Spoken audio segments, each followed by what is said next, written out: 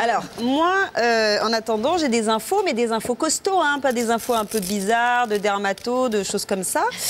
Cette semaine, j'ai donc lu la presse. Vous le savez, c'est la semaine du 1er avril. Et qui dit 1er avril dit bonne blague. Bonne blague à la clé. Regardez d'abord celle-là. Un mec qui fait une bonne blague, il dit regarde, chérie, je vais te faire un tour de magie. Tu vois cette bassine d'eau, elle va tenir toute seule au plafond. Regarde. Tu vas juste prendre un manche à balai. Voilà, comme ça va bien tenir au plafond.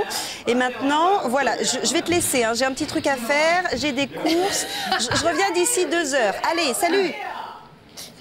Voilà, elle s'exécute, mais elle a vu que le mec l'avait plantée, elle vient de comprendre. Elle se dit, ok, soit je me la prends sur la gueule, comment on fait? Voilà. Non, ça c'est drôle. Oui, mais c'est une bassine en plastique ou pas? Bah oui, je pense. Non, mais enfin, elle est pleine d'eau, donc plastique ou pas, enfin, de toute façon, ça fait mal, c'est affreux. Attention, les enfants, ne faites pas ça. Alors, nous aussi, on peut être gratinés. Nouvelle preuve en image. Regardez cette nana qui a décidé de savonner le carrelage de la salle de bain pendant que son copain se douche. Résultat.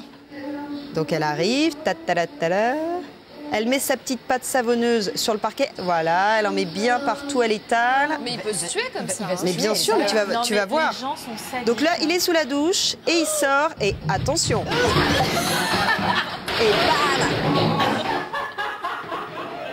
Voilà, je pense qu'il s'en souviendra. Les gens sont vraiment monstrueusement sadiques dans leur vie de couple, morale de l'histoire. Parce qu'à chaque fois, c'est des conjoints ce qui leur font subir. Non, mais c'est vengeance absolue. Ouais. Alors, dans mon bloc-notes de la semaine aussi, j'avais décidé de vous faire des petites blagues à ma façon. Il y aura du vrai, du faux. Ça va, Mathilde? Ça va. C'est-à-dire que là, c'est encore plus moche. C'était là avant. Attendez, vous allez voir. Bon, alors, autre question. Quel est le plus gros pipeau que vous ayez fait pour sécher les cours? Moi, j'en ai jamais fait. Oh. Non, parce que autant dormir au premier rang, oui.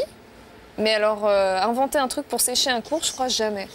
Je suis exactement comme toi. J'ai tellement peur de me faire griller que je ne sèche pas. J'ai jamais séché un cours, à part à la fac. Je suis sûre que Sophie, elle a dû en inventer. Non, mais pas du tout. Non, moi, j'ai enterré toute ma famille à peu près 15 fois. Hein, donc, au bout d'un moment, c'est un petit peu gênant parce qu'ils sont enterrés plusieurs fois. Et là, le prof s'en rend compte. Voilà, moi j'ai simulé aussi des malaises en classe. Je crois que c'est pas mal. Ce sont des bonnes en tous les cas, il faut toujours se creuser un petit peu le cerveau, mais là, ça peut peut-être nous faciliter la tâche.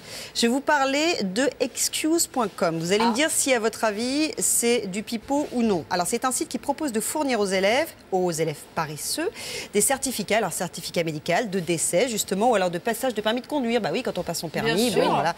C'est une très bonne excuse, moyennant une somme allant de 8 à 35 €. C'est pas mal. Selon la falsification, en fait. Oui, voilà, selon la difficulté à obtenir le cerveau. Obtenir la falsification. Ouais. Mais est-ce que vous pensez que ce site existe ou pas? Parce que ça m'étonne. il y a le site pour les alibis qui existe, alors pourquoi pas pour les Je peux dire, moi. Vas-y. Je peux faire ma faillotte. Vas-y, fais ta faillotte. Allez, fais ta faillotte. Eh ben, ça existe et effectivement, c'est du pipeau parce que c'est un buzz créé par une entreprise qui fait du soutien scolaire. Ça. Voilà. Ouais. Et en fait, tout le monde s'est fait avoir par le truc. Nous, les premiers, parce qu'on a fait tout un article dessus en expliquant que c'était quand même dingue d'en arriver là. Et on est un petit peu passé pour des couillons puisque dès le lendemain, on a su que c'était un buzz et qu'on s'était fait avoir. Alors sinon, si je vous dis un site pour organiser son propre enlèvement, à votre avis, est-ce que ça existe? Ouh là là, j'ai des gens très riches. Juste pour pimenter son quotidien, genre je m'ennuie aujourd'hui, qu'est-ce que je pourrais faire? Si je me faisais enlever. Moi je dis oui. Ouais, moi aussi. Les gens sont tarés, ça doit exister. C'est possible. Voilà, eh bien, vous avez raison, c'est possible grâce au site ultimerealité.fr. Alors, c'est pas donné de se faire enlever 900 € environ, parce que les organisateurs doivent tout prévoir. Une voiture, au moins 2 ravisseurs, un caméraman pour repartir, bah oui, avec une vidéo souvenir. Ensuite, on se fait enlever, il faut qu'on puisse un petit peu le raconter, le revivre. Est-ce qu'on peut anticiper? On peut tout prévoir. On organise. Et il existe, les filles, écoutez-moi, une option chasse à l'homme. Ils te larguent en pleine forêt et genre ils te coursent. Mais c'est horrible, attends. C'est un manque de respect pour les vraies victimes d'enlèvement ou les vraies filles tuées dans une cave. C'est vrai, c'est vrai. Bon, maintenant, je vais vous citer 3 phrases. Vous allez me dire laquelle est vraiment signée Olivier de Kersauzon. Vous m'écoutez? Alors, regarder dans les yeux d'une femme, c'est comme plonger dans un océan déchaîné. L'avantage, deuxième phrase, quand on est marin, c'est d'avoir une femme dans chaque port. Troisième phrase, le baise-main, c'est un bon début, ça permet de renifler la viande. Ça permet de renifler la viande. Donc il y en a une sur les 3 qui est de lui? Qui est de lui. Moi, je dis la deuxième. C'est-à-dire la deuxième, l'avantage quand on est marin, c'est d'avoir une femme dans chaque port. Toi, tu dis la première? Moi, je dis la troisième. Bon, c'est les petites qui ont raison. Le baise-main, c'est un bon début, ça permet de renifler la viande. Non, mais c'est horrible. Non, mais il faut lui dire, là. Mais c'est son fond de commerce. Moi, j'ai terminé, c'était donc mon bloc-notes spécial 1er avril. Vous plaignez pas, vous auriez pu avoir un poisson dans le dos. Moi, je vais continuer. Donc, on a dit que c'était le 1er avril, c'est donc le jour des... Poisson. Et avril, ne te découvre pas d'un fil. Oui, mais moi, je vais passer dans le poisson, d'où Jean-Philippe chez Claire. D'accord. Il va pas très bien, Jean-Philippe. Il est pas très vaillant. Le poisson va pas très bien en ce moment. Est-ce que vous savez pourquoi? Le thon rouge, l'extinction du thon rouge. Si le poisson va mal, c'est à cause de nos habitudes alimentaires, comme toujours. Et surtout pour notre nouvelle passion pour le sushi. On pourrait croire que c'est écolo de manger des sushis parce que déjà, c'est cru.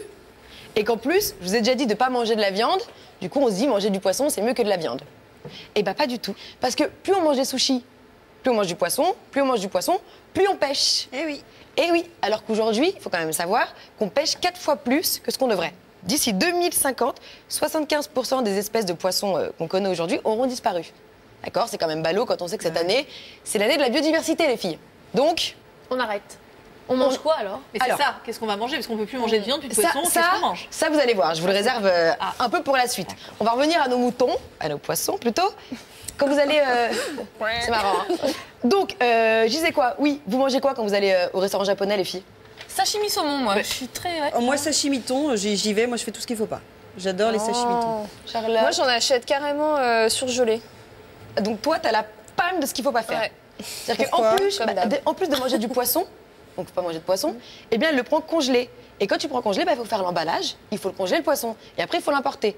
Donc, empreinte écologique extrêmement négative. Donc, si on les mange frais et pas congelés, c'est déjà ça, on a un point dans bon point. C'est déjà ça, mais comme l'a dit, comme vous l'avez dit toutes les deux, vous mangez beaucoup de thon et de saumon. Et le problème, c'est que les stocks de saumon sauvage ont été divisés par 2 en 20 ans et que les stocks disponibles de thon ont diminué de 80% en 20 ans. Donc, on arrête de manger du thon, le thon et le saumon, on arrête. Et alors, ce qui est marrant, oui, alors on arrête, mais ce qui est marrant, c'est que c'est comme les fruits et les légumes. En fonction des saisons, eh bien, on mange tel ou tel poisson.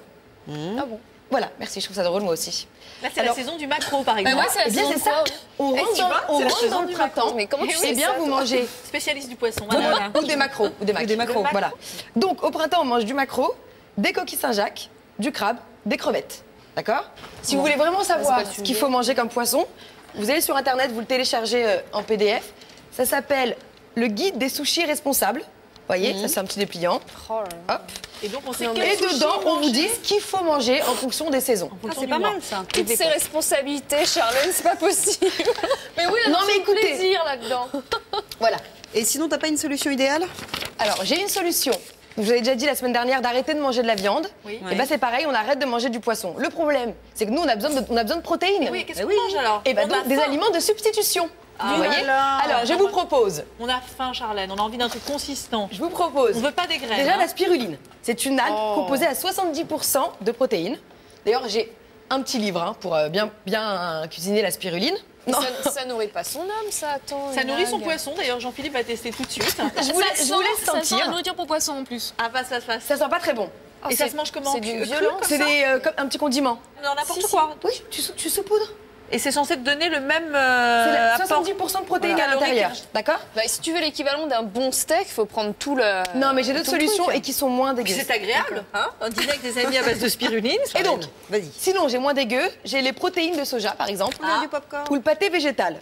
Du pâté végétal. Oui, alors je vais vous faire une petite recette. Un apéritif. En fait, ça remplace vraiment la viande. C'est-à-dire que je vais vous faire une petite sauce bolognaise. Je vais la faire avec des tomates concassées, du basilic, du romarin, la vraie sauce bolognaise.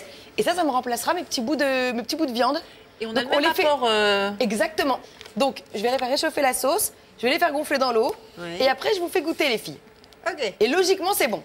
Non mais Charlène, c'est parce que t'es phobique de la mer que tu veux qu'on arrête le poisson, tu peux nous le dire. Elle a peur. Oui, j'ai peur des poissons, j'aime pas les poissons, ça m'angoisse. mais non, c'est pas pour ça, le poisson va mal, Claire.